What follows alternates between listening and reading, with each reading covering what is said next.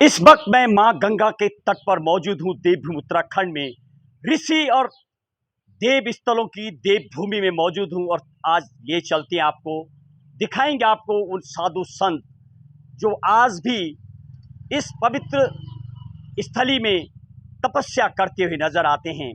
और सबसे बड़ी बात, वैष्णव संप्रदाय की ध्वनि पर सीधे ग्राउंड जीरो की विस्तृत कवरेज। मैं भी श्री अखिल भारतीय हनुमान गौ सेवा ट्रस्ट वालों के मंदिर हनुमान मंदिर में मौजूद हूँ। सामने की तरफ मां गंगा भागीरथी का वो तट है, किनारा वो है मां गंगा की नदी, जिस पर अनेकों ऋषि मुनि आज भी तपस्या करते नजर आते हैं। सबसे बड़ी बात, यदि मैं वैष्णव संप्रदाय के ध्वनि की बात करूं तो 6 टाइप की ध्वनियां टोटल होती हैं।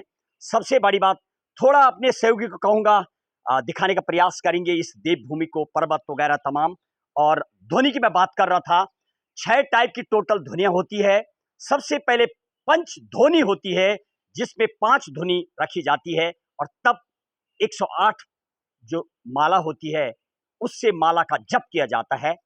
अलग अलग सिस्टम होता है। फिर होती है सप्त ध्वनि, जिसमें 7 ध्वनि जलाई जाती है और उसके बीच में आकार में रख करके माला को जप किया जाता है।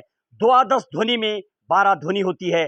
84 ध्वनि में 84 ध्वनि जलाई जाती है। जिस तरीके में दिखाऊंगा आपको, महाराज जी मेरे दाईं तरफ अभी तपस्या करते नजर आ रहे हैं, वहां पर लिए चलूंगा। 84 के बाद होती है कोटि ध्वनि, यानी घेरा में लगा करके इस तरह घेरा लगाया जाता है। और कोटि का मतलब अनेक, असंख्य रूप में। और प्रत्येक, यदि मैं ध्वनि की बात करूं तो एक ध्वनि को 3 साल के लिए ध्वनि का जाप किया जाता है। 3 साल में एक ध्वनि का चक्र पूरा होता है। और प्रत्येक ध्वनि लगभग 4 महीने बसंत पंचमी से प्रारंभ होती है और ज्येष्ठ के दशहरा में समाप्त होता है। ऐसे महाराज संतों के द्वारा पूरा जब मैं जाने का प्रयास कर रहा था। और आप, सबसे बड़ी बात, एक ध्वनि में लगभग 2.5 से 3 घंटा लग जाता है। जो मेरे सामने अभी स्वामी जी बैठे हुए हैं, और जिस की मैं बात कर रहा था, आज जो महाराज जी आपको दिखाएंगे, कोटि खप्पर ध्वनि यानी 6वीं ध्वनि, आखिरी ध्वनि करते नजर आ रहे हैं। लगभग 2 घंटा हो चुका है। महाराज जी एक मटके का जो खप्पर होता है उसका बना करके सर के ऊपर रखे हुए हैं और उसकी तपस्या करते नजर आ रहे हैं। लिए चलते आपको सहयोगी जी जरा दिखाने का प्रयास करेंगे। महाराज जी हालांकि वो तपस्या में थोड़ा डिस्टर्ब भी हो सकते हैं, फिर भी संतों के परमिशन से, ये देखिए मेरे दाईं तरफ, इस तरीके से तपस्या में लीन है महाराज, माला जपते हुए।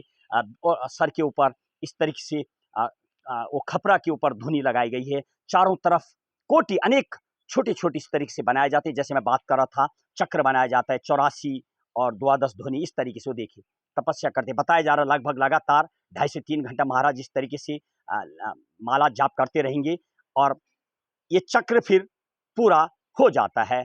यदि मैं देवभूमि स्थल की बात करूं, थोड़ा दिखाएंगे वो सामने जो बहुत तपस्थल, ये दोनों धाम में गंगा यमुना का उद्गम जिला है, जिस जगह पर मैं मौजूद हूं।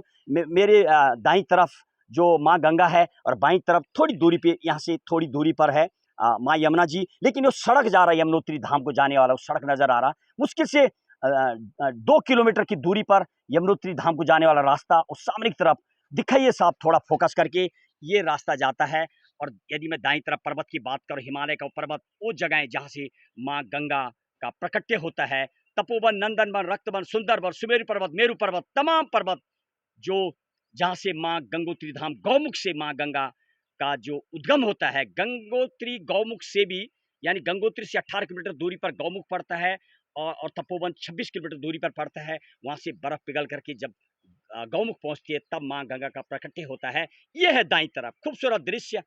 और देखिए आज इस तरीके से ऋषि मुनियों की देवभूमि में की जा रही ध्वनि तपस्या पर सीधे ग्राउंड जीरो की कवरेज। जय गंगा माँ, जय यमुना माँ, जय हिंद, जय भारत।